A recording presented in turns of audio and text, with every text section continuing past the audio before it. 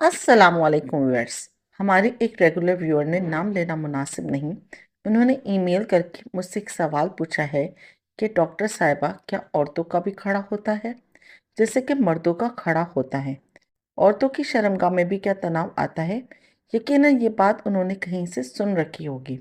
इसी कंफर्मेशन के लिए उन्होंने मुझे मेल की और मुझसे ये अजीब सा सवाल पूछा। असल में इनका ये सवाल बिल्कुल ठीक है, इसकी हम सबको नॉलेज होनी चाहिए। तो आज की इस वीडियो में आपको मैं ये कॉन्सेप्ट क्लियर करने वाली हूँ, क्या औरतों का भी खड़ा होता है?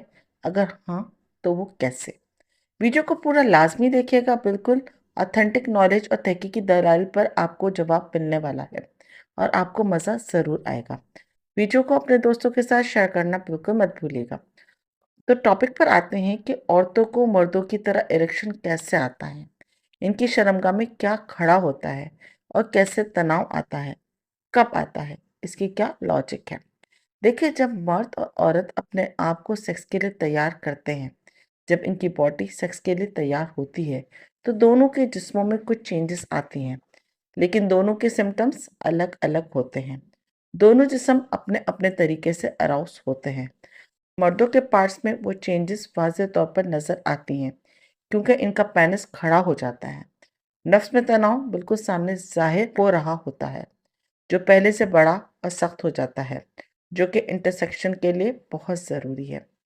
अब तो ये तो हो गया लड़कों का इरेक्शन प्रोसेस, तो फिर लड़कियों का इरेक्शन प्रोसेस कैसे होता है, आइए जान लेते हैं।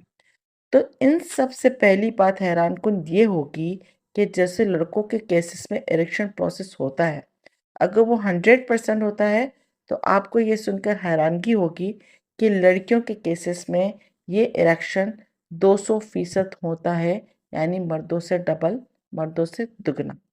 ये इतनी बड़ी सच्चाई है जिससे सभी लोग तकरीबन अनजान हैं। इनके लिए औरत की शर्मगाह मजा लेने का सुराख है, जिसमें कभी भी नफ्स डालो और अपना काम निकालो।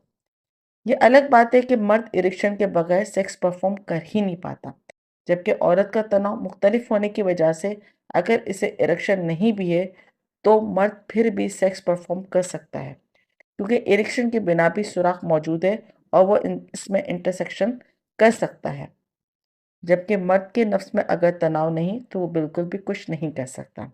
तो सीधी सी बात है, मर्द के नफ्स का तनाव नजर आता है क्योंकि वो एक्सटर्नल बॉडी पार्ट में होता है, जबकि औरत का इरेक्शन नजर नहीं आता क्योंकि औरत का अराउंस इंटरनली होता है और इसके प्राइवेट पार्ट के अंदर। आप क्लिट को तो जानते हैं, काफ़ी वीडियोस में मैं आपको उसके बारे में बता चुकी हूँ। वो देखने में एक मटर के दाने जैसा होता है, बिल्कुल छोटा सा। लेकिन इसकी लंबाई की बात करें तो वो जितना नज़र आता है, इससे 50 या 100% गुना ज़्यादा बड़ा होता है अंदर की तरफ।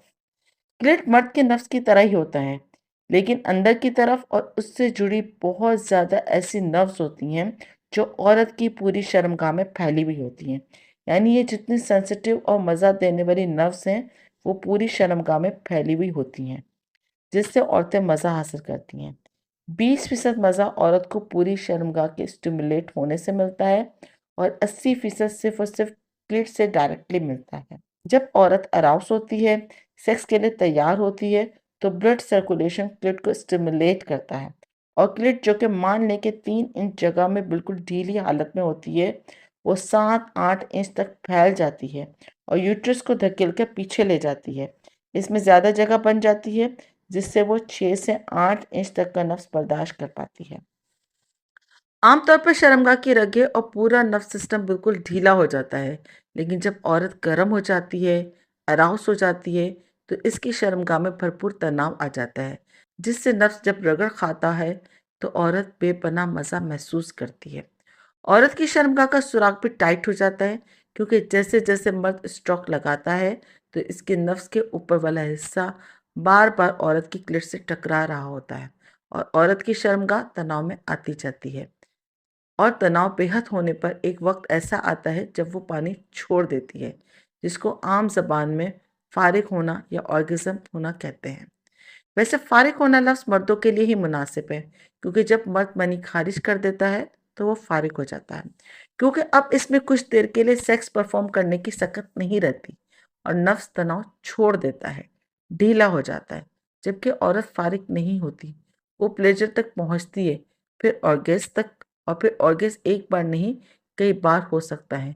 यहाँ तक कि जब वो हद से ज़्यादा मज़ा लेती है तो स्क्वाटिंग करती है, जिससे पानी का फव्वारा इसकी शर्मगाह से प्रेशर के साथ निकलता है और औरत मज़े के नशे में पागल हो जाती है। ये बात बहुत ज़्यादा समझने वाली है कि जब तक औरत अराउज़ नहीं होगी, इसकी शर्मगाह में तनाव नहीं आएगा। वो बिल्कुल भी मज़ा नहीं लेगी और इसकी शर्मगाह में जो लिक्विड होता है, चिकनाई होती है, जिससे नफ्स आसानी से सेक्स परफ़ॉर्म कर पाता है, वो नहीं होगा और सेक्स मुश्किल और बदमज़ा और तकलीफ़देह हो जाता है। औरत की क्लिट ही है जो कि सेक्स में मलका का रोल अदा करती है। औरत को मज़ा सिर्फ़ और सिर्फ़ क्लिट से या इसके फैलाए हुए जाल से ही मिलता है।